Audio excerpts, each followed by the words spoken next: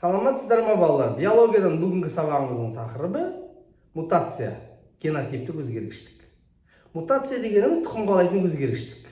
Мутация термин ғылымға Голландия ғалымы Хуго де Фриз енгізді 1901 жылы. Жазып қояйық.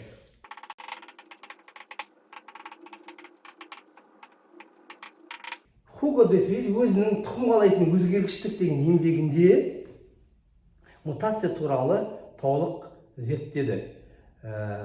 Хуго де Фриз есекшөп немесе энотера деген өсімдікке тәжірибе жасап, тәжірибенің нәтижесінде кейбір белгілер өзгеретіндігін байқады. Мутация барлық организмдерге тән. Жануарлар мен адамдарда мутация зиян болуы мүмкін. Себебі мутация кезінде генотип өзгереді. Яғни хромосома, ДНК өзгереді, сондықтан бұл өзгергіштік тұқым қуалайды. Мутация екіге бөлінеді: секірмелі мутация және индукциялық мутация.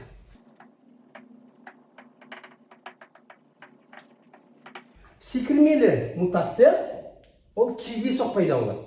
Ал индукциялық мутация ол мутагендердің әсерінен пайда болады. Мутаген деген не? Мутация сыртқы ортаның факторларының әсерінен пайда болады. Оларды мутагендер дейді. Мутагендерді үш топқа бөлеміз. Бірінші химиялық мутагендер.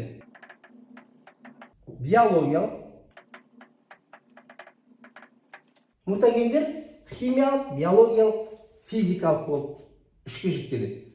Химиялық мутагендерге әртүрлі химиялық заттар жатыр. Мысалға, ондай заттардың табиғатта 400-ден астам түрлері бар. Мысалға, темекіде болады никотин қышқылы, химиялық мутагенге жатады. Колхицин, тағы да басқа қышқылдар. Биологиялық мутагендерге вирустар жатады.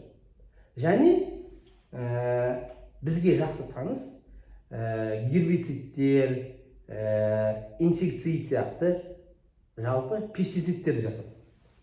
Физикалық мутагендерге әртүрлі сәулелер жатады. Ультравиолет сәулелері, радиоактивті сәулелер, тағы да басқа сәулелер жатады. Енді биологиялық мутагендерге пестицидтер, вирустар жатады деп айттық. Сонымен қатар биологиялық мутагендерге балалар кейбір радиоактивті металдар жатады. Мысалға, стронций. Стронций организмге енгесін сүйекке жинақталады. Балалар, жалпы мутагендердің осы химиялық, биологиялық, физикалық мутагендер ол индукциялық мутацияны тудырады. Ал секірмелі мутация ол кездейсоқ пайда болады. Мутациялар пайда болуына байланысты да екіге бөлінеді. Мутация пайда болуына байланысты, жасушадағы пайда болуына байланысты сомалық және генеративті деп бөлінеді. Сомалық дегеніміз дене жасушаларында пайда болады. Ал генеративті деген жыныс жасушаларында пайда болатын мутация.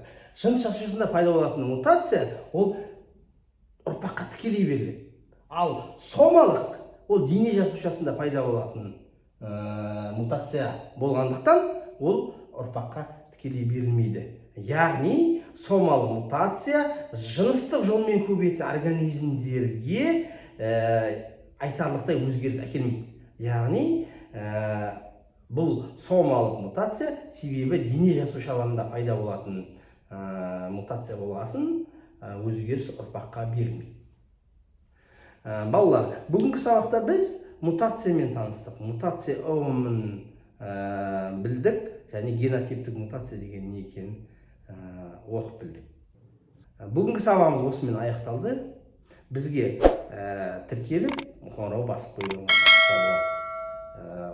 Осымен сабағымыз аяқталды. Сау болыңыздар.